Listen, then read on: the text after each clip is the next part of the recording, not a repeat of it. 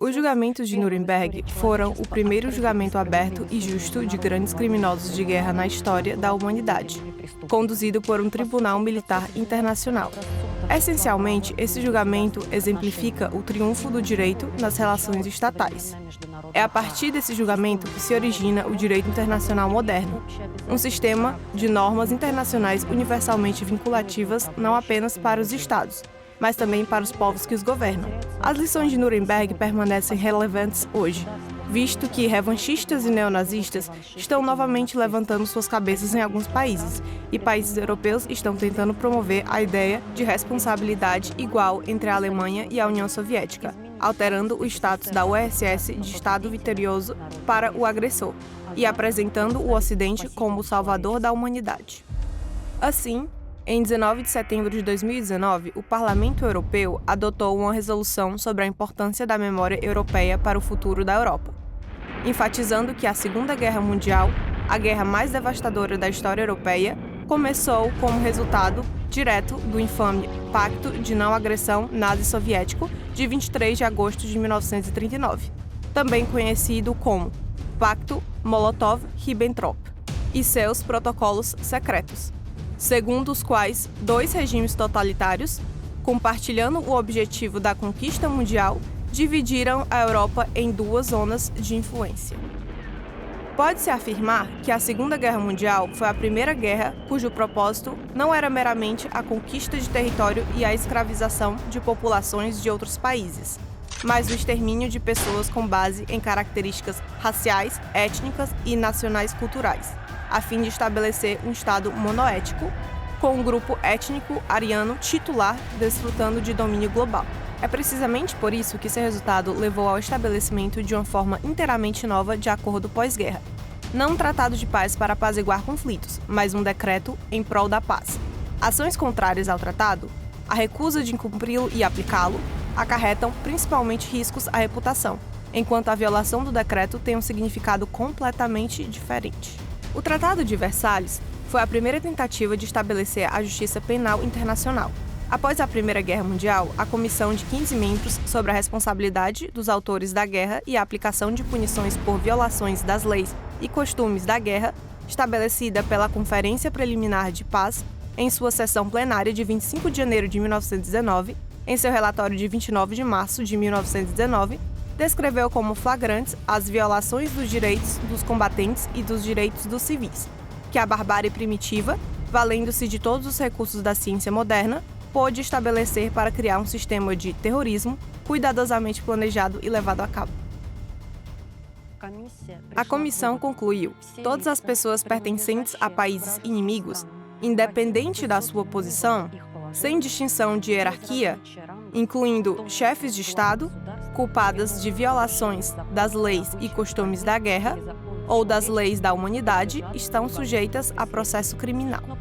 Mas os Estados Unidos se opuseram a tal perseguição. Um memorando dos membros americanos da comissão afirmava que julgamentos contra uma pessoa em exercício de um cargo público eram essencialmente julgamentos contra o Estado. A criação de um Tribunal Penal Internacional foi considerada prematura pela Liga das Nações. No entanto, a questão continuou a atrair a atenção de teóricos. Em 2 de outubro de 1924, na 5ª Assembleia da Liga das Nações, 48 estados adotaram por unanimidade o Protocolo para a Solução Pacífica de Controvérsias Internacionais, o chamado Protocolo de Genebra. Em vez da guerra, os estados comprometem-se a recorrer a procedimentos judiciais, arbitrais e conciliatórios, comprometendo-se a executar de boa-fé as sentenças judiciais ou arbitrais e também a cumprir as decisões propostas pelo Conselho da Liga das Nações. O protocolo representou, sem dúvida, o passo mais significativo já dado em direção à resolução pacífica de disputas internacionais e à proibição de guerras de agressão. No entanto, ele não pôde entrar em vigor até ser ratificado pela maioria dos membros permanentes do Conselho da Liga das Nações, ou seja, Grã-Bretanha, França, Itália e Japão, juntamente com os outros 10. O governo conservador que substituiu o governo trabalhista na Inglaterra recusou-se a ratificar o Protocolo de Genebra. O projeto de estatuto para o Tribunal Internacional, desenvolvido posteriormente em 1928 e aprovado pelo Conselho da Associação, limitava-se a formalidades e não definia o âmbito de sua jurisdição. Um marco fundamental na criação do Tribunal Penal Internacional foi o desenvolvimento do conceito de guerra de agressão. É amplamente reconhecido que, em 6 de fevereiro de 1933, o projeto soviético de declaração sobre a definição de agressor foi apresentado na Conferência sobre a Redução e Limitação de Armamentos. Embora a declaração não tenha sido adotada pela Liga das Nações, seu conteúdo tornou-se a base para convenções especiais sobre a definição de agressor, concluídas pela União Soviética em Londres no verão de 1933. A doutrina jurídica soviética ganhou reconhecimento universal durante o próprio julgamento do Tribunal Militar Internacional. A criação do Tribunal Militar Internacional foi facilitada pela longa e consistente luta diplomática da União Soviética para implementar a ideia de um Tribunal das Nações para o julgamento de grandes criminosos de guerra. Durante a guerra, a União Soviética, individualmente e em conjunto com seus aliados, emitiu uma série de notas e declarações detalhando a violência e a destruição sem precedentes cometidas pelos nazistas em territórios soviéticos temporariamente ocupados e alertando sobre a responsabilidade por esses crimes. Os culpados de crimes nazistas devem ser levados a julgamento em todos os países onde suas atrocidades foram cometidas, para servir de advertência indelével aos séculos vindouros e para que as gerações futuras possam dizer: assim pereceram todos aqueles que cometeram tais crimes novamente. Em 7 de outubro de 1942, Roosevelt declarou sua disposição de cooperar com o governo britânico e outros governos no estabelecimento de uma Comissão das Nações Unidas para Crimes de Guerra. A declaração do governo soviético sobre as responsabilidades dos invasores hitleristas e seus cúmplices pelas atrocidades cometidas por eles nos países ocupados da Europa, de 14 de outubro de 1942, resumiu o trabalho realizado e afirmou: toda a responsabilidade pelas ações desumanas e predatórias das tropas alemãs recai sobre o governo criminoso hitlerista da Alemanha. O governo soviético também declarou: o governo criminoso hitlerista e todos os seus cúmplices devem e irão sofrer a severa punição que merecem pelas atrocidades que cometeram contra os povos da União Soviética e contra todos os povos amantes da liberdade nos territórios temporariamente ocupados pelo exército alemão e seus cúmplices. Em 18 de dezembro de 1942, foi assinada uma declaração conjunta pelos governos da Bélgica, Grã-Bretanha, Holanda, Grécia, Luxemburgo, Noruega, Polônia, Estados Unidos, URSS, Tchecoslováquia, Iugoslávia e pelo Comitê Nacional Francês sobre o extermínio da população judaica da Europa realizado pelas autoridades nazistas. A conclusão de que uma série de atos atribuídos às autoridades alemãs em territórios ocupados implicavam responsabilidade criminal e exigiam punição judicial já estava firmemente estabelecida nos círculos aliados em 1942. No entanto, o foco permaneceu exclusivamente nas acusações de crimes comuns contra as leis da guerra, e presumia-se que a jurisdição nesses casos cabia a órgãos que operavam dentro das jurisdições nacionais de cada estado. Em 20 de outubro de 1942, foi criada a Comissão de Crimes de Guerra das Nações Unidas, que durou até 1948. As Nações Unidas também estabeleceram uma subcomissão sobre crimes de guerra no Extremo Oriente em Chongqing, na China. Quando o trabalho da comissão foi concluído, 80 listas haviam sido compiladas, contendo 40 mil nomes de criminosos de guerra alemães, italianos, albaneses, búlgaros, húngaros e romenos, juntamente com 26 listas preparadas pelo Subcomitê do Extremo Oriente e do Pacífico. Assim, a ideia de criar um tribunal internacional especial para julgar os principais funcionários do Terceiro Reich por responsabilidade criminal estava tomando forma. A União Soviética desenvolveu ativamente um arcabouço legal para coletar e assegurar provas de crimes fascistas e aprimorou o processo judicial para o julgamento desses casos criminais. Em 2 de novembro de 1942, foi criada a Comissão Estatal Extraordinária para o Estabelecimento e Investigação das Atrocidades dos Invasores Nazistas e seus cúmplices e dos danos causados aos cidadãos, fazendas coletivas, organizações públicas, empresas estatais e instituições da URSS. Suas conclusões foram posteriormente consideradas durante o julgamento de Nuremberg, como provas das atrocidades cometidas pelos nazistas em território soviético. Por resolução do Conselho de Comissários do Povo, de 16 de março de 1943, foram criadas umas comissões especiais nos territórios libertados dos ocupantes. Mais de 7 milhões de trabalhadores e agricultores coletivos, engenheiros e técnicos, cientistas e figuras públicas participaram da elaboração dos atos. O resultado mais importante do trabalho da Comissão Extraordinária foi a compilação de listas de criminosos de guerra do eixo.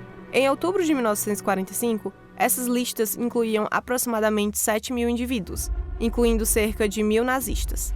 Foi realizado um trabalho imenso permitindo a coleta de um conjunto de provas verdadeiramente único. É característico que a justiça estrangeira, não isenta de ceticismo em relação à justiça soviética, aceitou esmagadoramente essas provas nos julgamentos de Nuremberg.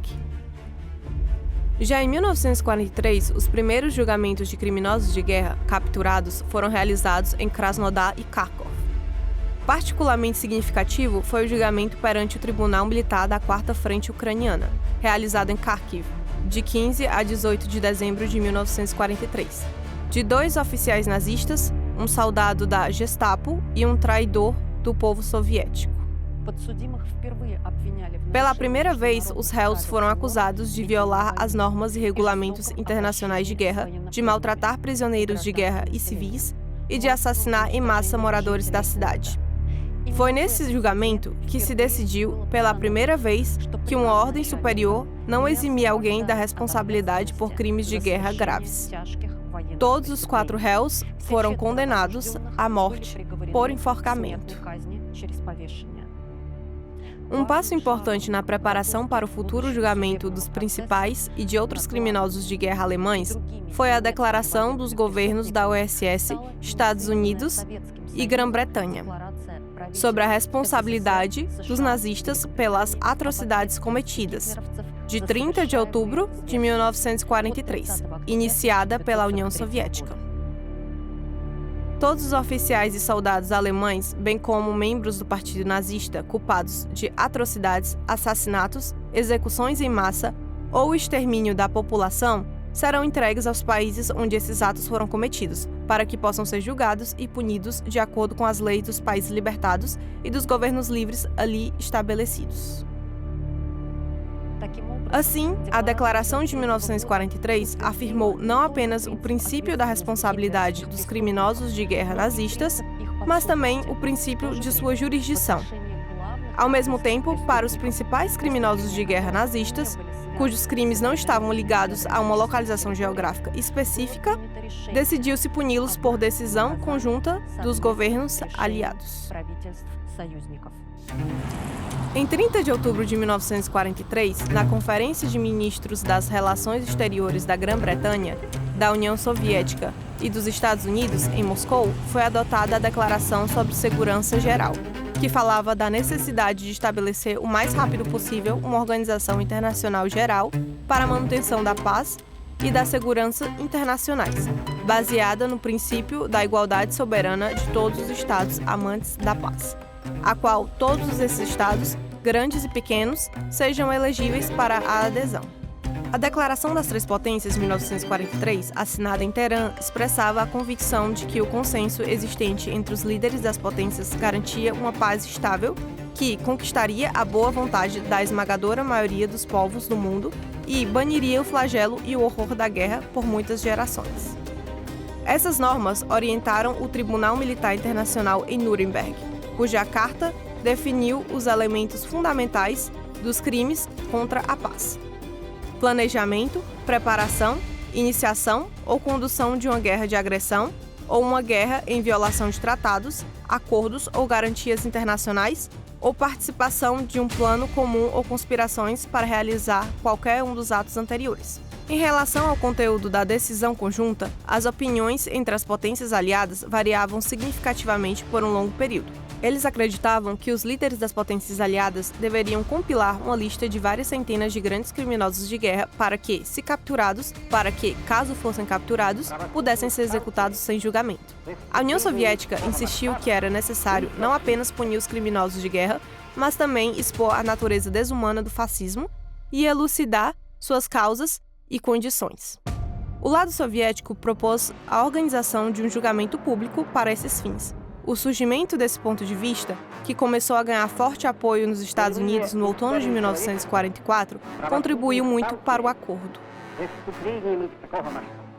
A reaproximação entre as posições americana e soviética contribuiu para que os princípios da Declaração de 1943 fossem expandidos e consagrados nas resoluções da Conferência da Crimeia das Três Potências, em 11 de fevereiro de 1945, que proclamou a destruição do militarismo alemão e do nazismo como seu objetivo.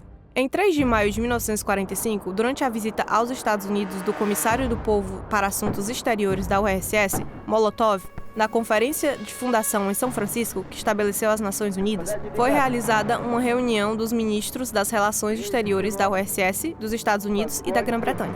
Nessa reunião, o representante americano, o juiz da Suprema Corte dos Estados Unidos, Roseman, apresentou às delegações soviética e britânica um projeto de acordo que estabelecia um tribunal militar internacional.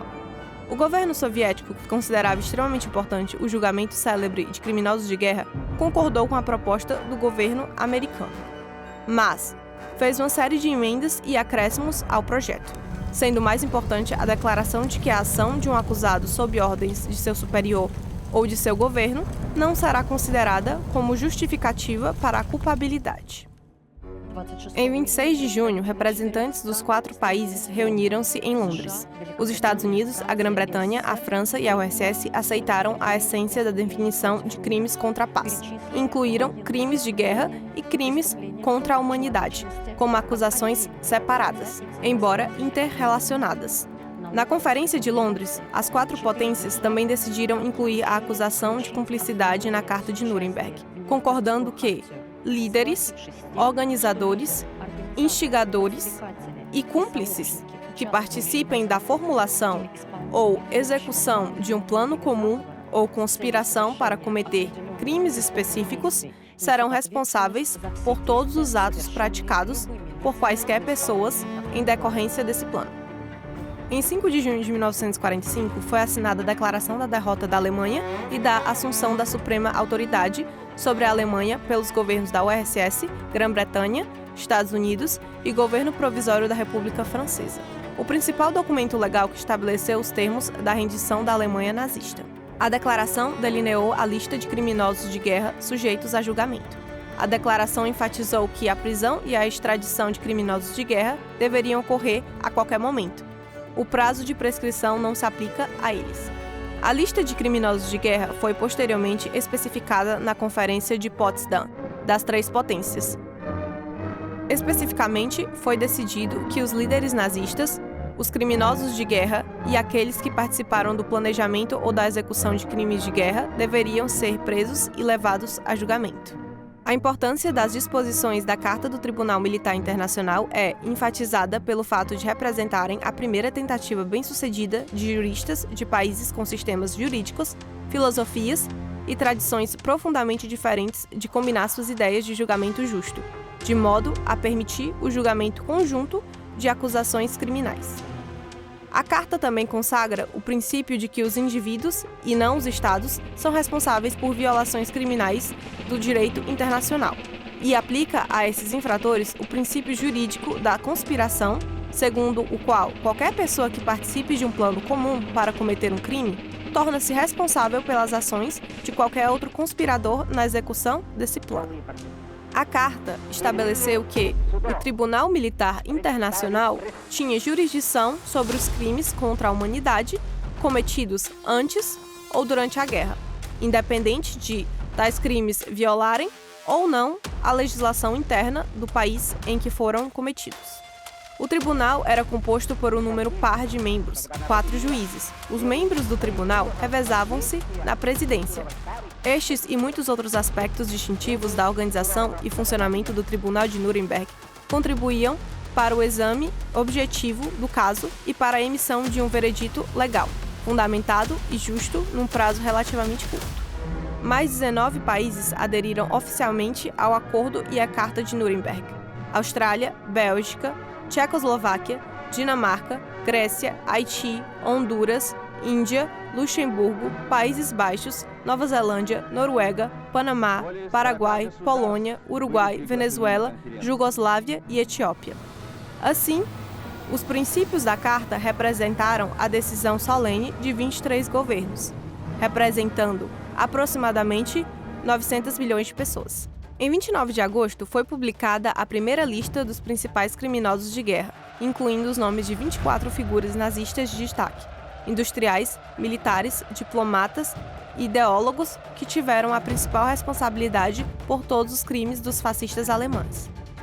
Com base nos depoimentos dos réus, o Tribunal Militar Internacional deveria considerar a designação das seguintes organizações como criminosas: o Gabinete, a liderança do NSDAP, as forças de segurança do NSDAP, incluindo o Serviço de Segurança, a Polícia Secreta do Estado, Gestapo, as tropas de assalto do NSDAP e o Estado-Maior e o Alto Comando das Forças Armadas Alemãs. O Tribunal Militar foi formado em regime de paridade por representantes das 4 grandes potências.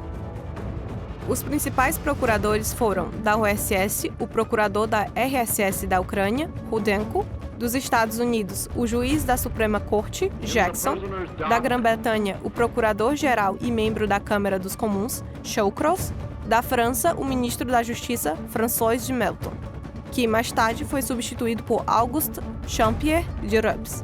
Para coordenar as ações dos principais procuradores no julgamento de Nuremberg dos principais criminosos de guerra alemães, foi criado um comitê de procuradores, composto pelos principais procuradores da URSS, Grã-Bretanha, Estados Unidos e França.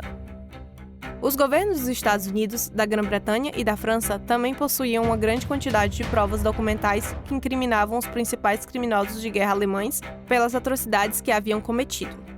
Recuando sob os golpes esmagadores do Exército Vermelho, os nazistas evacuaram uma parte significativa de seus arquivos mais valiosos para a Alemanha Ocidental, e esses arquivos foram posteriormente apreendidos pelas forças anglo-americanas. A delegação americana no julgamento de Nuremberg reivindicou prioridade no interrogatório de réus e testemunhas. A delegação americana acreditava que os interrogatórios de réus e testemunhas sob sua custódia deveriam ser conduzidos exclusivamente por investigadores americanos, enquanto outras delegações poderiam fazer perguntas aos réus por meio desses investigadores americanos e receber respostas por escrito. Eles foram apoiados pelos principais promotores da Grã-Bretanha e da França. A delegação soviética protestou veemente contra a posição adotada pela delegação americana e insistiu em ter o direito de interrogar todas as testemunhas necessárias antes do julgamento. Esse requisito legal foi atendido. O Tribunal Militar Internacional realizou-se de 20 de novembro de 1945 a 1 de outubro de 1946, no Palácio da Justiça em Nuremberg. Lord Geoffrey Lawrence, presidente do Tribunal Militar Internacional, abriu solenemente a primeira sessão. Ele enfatizou: o julgamento, que está prestes a começar, é único na história da jurisprudência mundial e tem a maior importância pública para milhões de pessoas em todo o mundo. Por essa razão, todos os que participarem dele têm uma enorme responsabilidade. 24 réus foram levados a julgamento: o Marechal do Reich e o comandante em chefe da Força Aérea Alemã, Hermann Göring, o vice de Hitler para a liderança do Partido Nazista, Hess, os ministros das Relações Exteriores do Terceiro Reich, Ribbentrop e Neurath, o chefe do Estado-Maior do Comando Supremo da Wehrmacht, Keitel, o chefe da Polícia da Segurança e do SD, Kaltenbrunner, o vice de Hitler para o treinamento ideológico de membros do Partido Nazista, o ministro do Reich para os territórios orientais ocupados, Rosenberg, o governador-geral dos territórios poloneses ocupados, Frank, o ministro do Interior do Reich, Frick, o organizador dos pogroms contra judeus, Streicher, os ministros da Economia, Schacht e Funk, os comandantes em chefe da Marinha Alemã, Dönitz e Raeder, o organizador e líder da organização juvenil Juventude Hitlerista, Schrad, o plenipotenciário geral para o uso de trabalho, Sauckel, o vice de Keitel e um dos conselheiros mais próximos, Jodl. um dos organizadores ativos da tomada do poder pelos fascistas Papen, governante da Áustria, Polônia ocupada e Holanda Seyss-Inquart, ministro imperial de armamentos e munições Speer, chefe do departamento de imprensa interna do Ministério da Propaganda Fritze, chefe da chancelaria do partido NSDAP, secretário pessoal do Führer Bormann, chefe do departamento de organização do NSDAP Ley, presidente do Conselho da Associação Imperial da Indústria Alemã Krupp. Ausentes do banco dos réus estavam aqueles que cometeram suicídio: Adolf Hitler, o fundador do nacional-socialismo, o fundador da ditadura totalitária do Terceiro Reich e comandante supremo das Forças Armadas Alemãs na Segunda Guerra Mundial.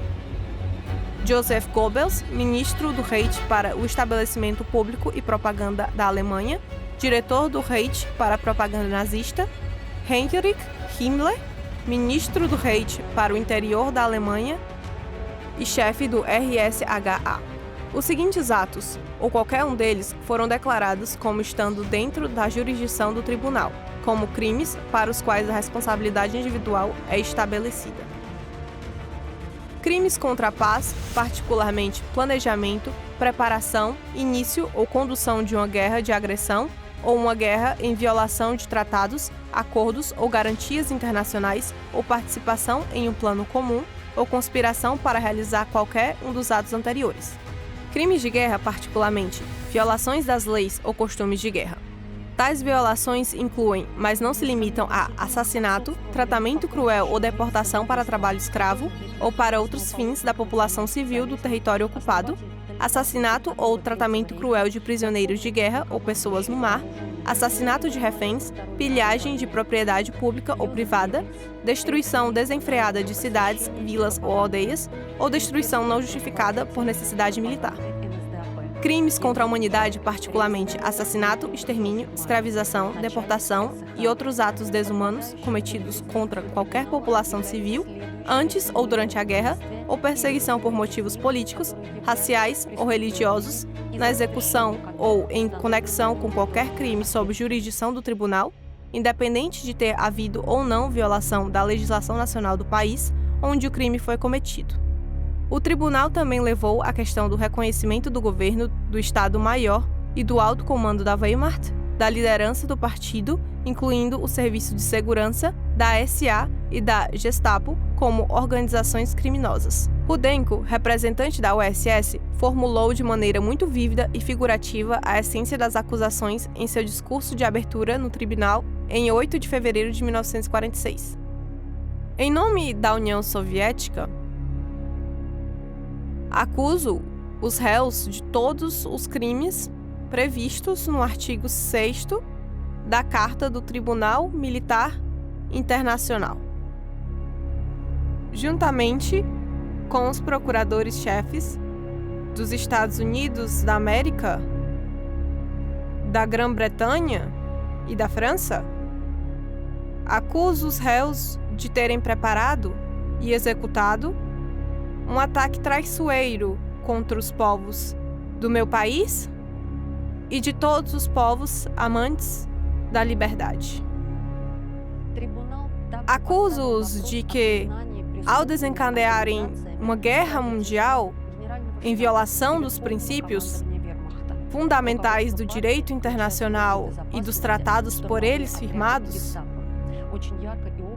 transformaram a guerra em instrumento de extermínio em massa de civis, em instrumento de saque, violência e pilhagem. Acusa os réus de que, ao se proclamarem representantes de uma raça superior, por eles mesmos inventada, estabeleceram, onde quer que seu poder alcançasse, um regime de arbitrariedade e tirania, um regime baseado na violação dos mais elementares princípios da humanidade. Agora, quando, como resultado da luta heróica do Exército Vermelho e das forças aliadas, a Alemanha hitlerista foi derrotada e subjugada Não temos o direito de esquecer os sacrifícios feitos, nem de deixar impunes os culpados e organizadores desses crimes monstruosos. Em nome da memória sagrada de milhões de vítimas inocentes do terror fascista, em nome do fortalecimento da paz em todo o mundo, em nome da segurança dos povos no futuro, apresentamos aos réus uma acusação plena e justa. Esta é a acusação de toda a humanidade. A expressão da vontade e da consciência dos povos amantes da liberdade. Que seja feita justiça. O procurador americano Robert Jackson, que havia desempenhado um papel significativo na preparação e organização do julgamento e possuía o maior arquivo de informações, testemunhou em 21 de novembro de 1945.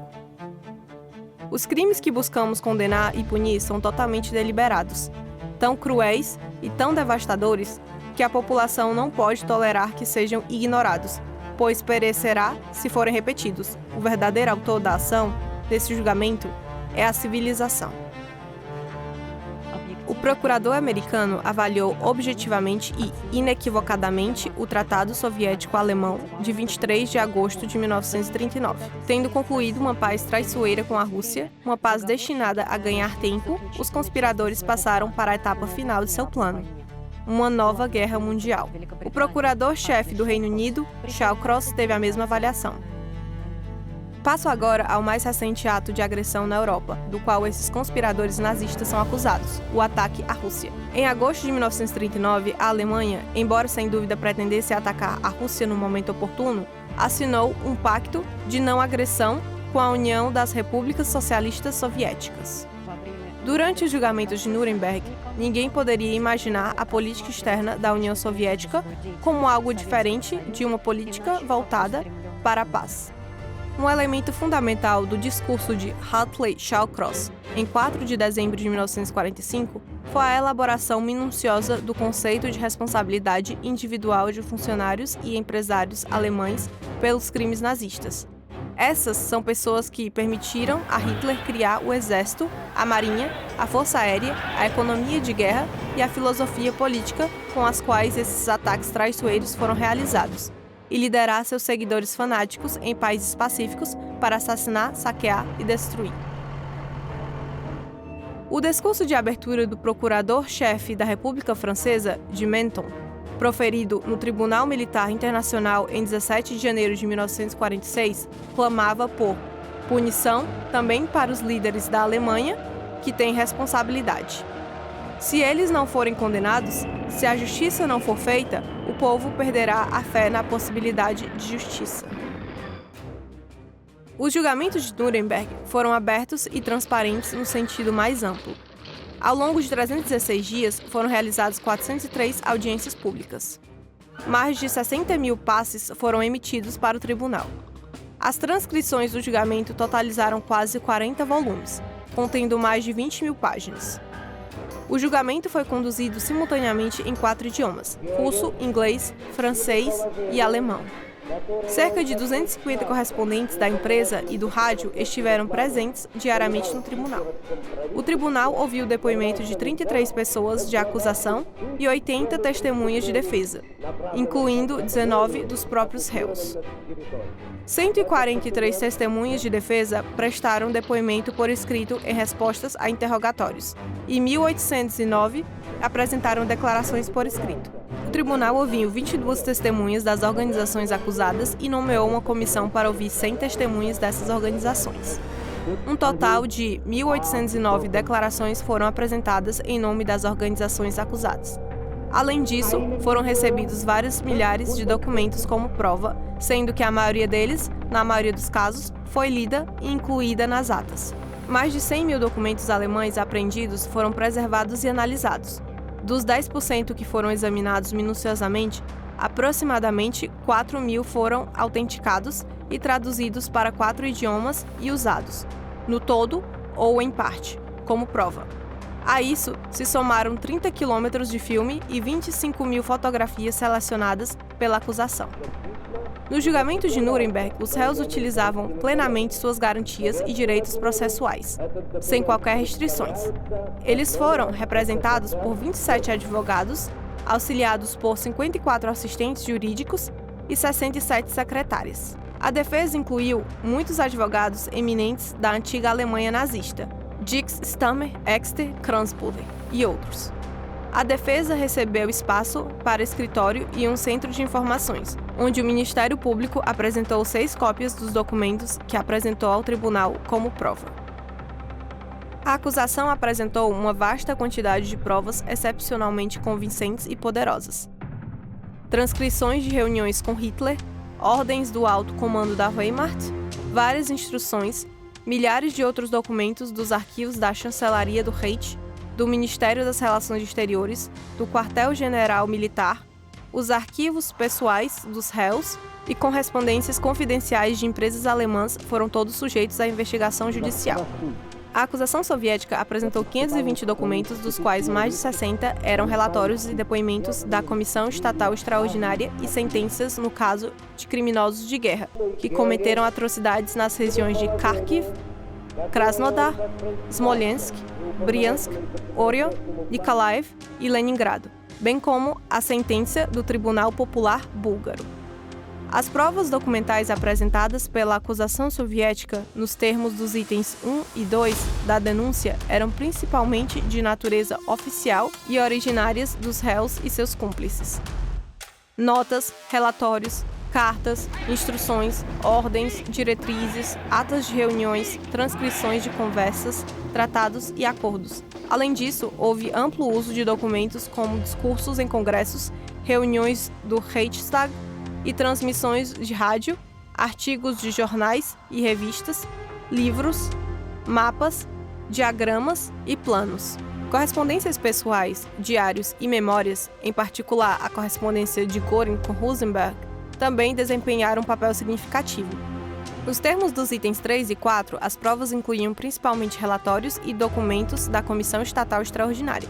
Documentação fotográfica e cinematográfica, incluindo a feita pelos próprios nazistas, também teve destaque. Em particular, foi apresentado um filme fascista sobre a destruição da aldeia tchecoslováquia de Lidice, bem como o documentário sobre os crimes em Danzig, Auschwitz e Majdanek, a destruição de Smolensk e a destruição de monumentos culturais e artísticos, além da documentação fotográfica de crimes de guerra na Letônia e em Lviv, a destruição de igrejas, os campos de concentração de Majdanek e Auschwitz e muito mais. A delegação soviética também apresentou provas materiais, testemunhos e declarações escritas de vítimas e testemunhas, tanto cidadãos dos países aliados quanto cidadãos alemães, foram de grande importância. A acusação soviética também apresentou provas de crimes cometidos na Tchecoslováquia, Polônia, Iugoslávia, Noruega e Grécia. Os documentos da acusação apresentados no julgamento demonstraram de forma irrefutável que todos os atos de agressão fascista foram planejados e preparados muito antes de sua execução. O documento de indivíduos que ocuparam altos cargos no exército nazista e no comando da inteligência, como os marechais de campo Paulus, Lausen, Gisevius e outros, também foi significativo. Em vários casos, as opiniões dos membros do tribunal divergiram sobre questões conceituais de direito internacional. Conceitos como plano comum ou conspiração, crimes contra a humanidade e a designação do governo hitlerista, do Comando Supremo e do Estado-Maior como organizações criminosas foram intensamente debatidos. A execução dos condenados também foi tema de debate. Deveriam ser enforcados, uma morte humilhante, ou fuzilados, uma morte de soldado. O juiz francês defendeu o fuzilamento apenas de militares. O enforcamento acabou sendo um método mantido. O veredito foi anunciado entre 30 de setembro e 1º de outubro de 1946. O Tribunal Militar Internacional reconheceu a agressão como o crime mais grave de natureza internacional. Pela primeira vez na história, líderes estatais culpados de preparar, iniciar e conduzir uma guerra de agressão foram punidos como criminosos, colocando em prática o princípio. O fato de terem agido como chefes de Estado ou como altos funcionários em departamentos governamentais, ou de terem agido sob ordens governamentais, ou executado uma ordem criminosa, não constitui motivo para isenção de responsabilidade. O Tribunal Militar Internacional condenou Göring, Ribbentrop, Keitel, Kaltenbrunner, Rosenberg, Frank, Frick, Streimer, Sauckel, Jodl, Seyss-Inquart e Bormann a pena de morte por enforcamento. Reis, Funk e Heider a prisão perpétua, Chirac e Speer a 20 anos de prisão, Neurath a 15 anos e Dönitz a 10 anos de prisão. Fritz, Papen e Schatz foram absolvidos. As lideranças do NSDAP, SS, SD e Gestapo foram declaradas organizações criminosas.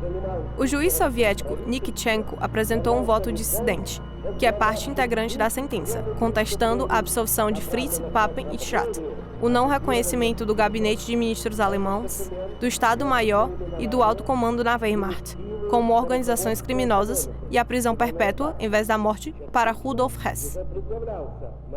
A execução dos principais criminosos de guerra foi ordenada e realizada em 16 de outubro de 1946. Göring cometeu suicídio antes de sua execução.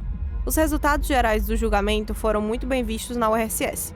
Em 2 de outubro de 1946, o Pravda publicou um artigo intitulado O Veredito da História, que afirmava: o tribunal expôs e classificou como os crimes mais hediondos os planos insanos e sangrentos dos agressores fascistas alemães que prepararam, organizaram e deflagraram a Segunda Guerra Mundial.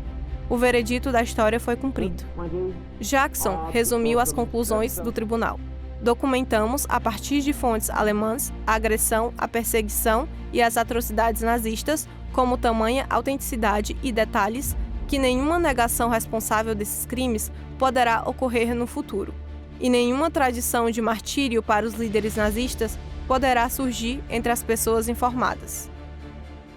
Os princípios do direito internacional reconhecidos pela Carta do Tribunal Militar Internacional e expressos em seu julgamento foram reafirmados pela Resolução da Assembleia Geral da ONU de 11 de dezembro de 1946. Reafirmação dos princípios do direito internacional reconhecidos no Estado do Tribunal de Nuremberg e posteriormente desenvolvidos pela Resolução da Assembleia Geral da ONU, de 21 de novembro de 1947. Planos para a formulação dos princípios reconhecidos no Estatuto do Tribunal de Nuremberg e expressos em seu julgamento. As decisões dos tribunais militares internacionais tornaram-se a base jurídica para dezenas de importantes convenções internacionais, conhecidas coletivamente como Direito Internacional Humanitário e Direito da Segurança Internacional.